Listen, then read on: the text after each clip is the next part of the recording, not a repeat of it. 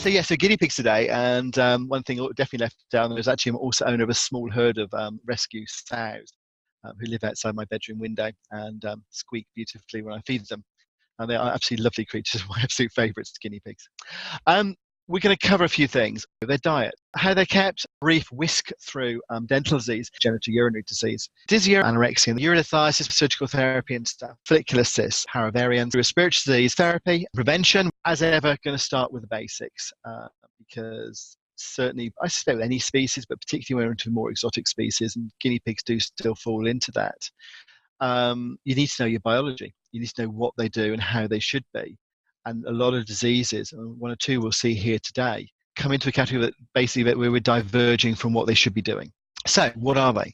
The South American. They don't come from Guinea, as we were discussing before the webinar started, more Andean sort of region, but they're South American. The typical lifespan is 5 to 10 years. They're classed as hystricomorph rodents, which means porcupine-like.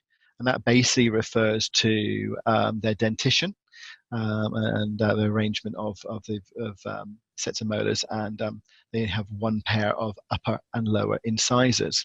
Typically, they live in small groups. They are not solitary. They feed on very, very coarse vegetation, and like rabbits, they're coprophagic. So a few things they do share with rabbits.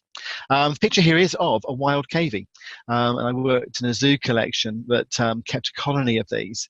And what I'd like you to pay attention to with it is, it looks like a guinea pig. It looks like a very slim sort of guinea pig. But look at the bedding, and we have very deep layers of bedding, and we'll talk about that later on.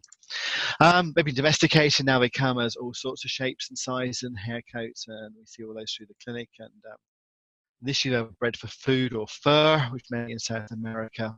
Now we've really keep them in the UK primarily for pet purposes, and also for showing, which is quite active. Most of the ones we'll see through clinic will be the pet guinea pigs, and certainly this is an area where people are very, very fond and very devoted to their animals. And I think they make lovely pets. But there are one or two issues about how to keep them and how they respond. As like rabbits, they are prey species. And a typical guinea pig is pretty damn stressed.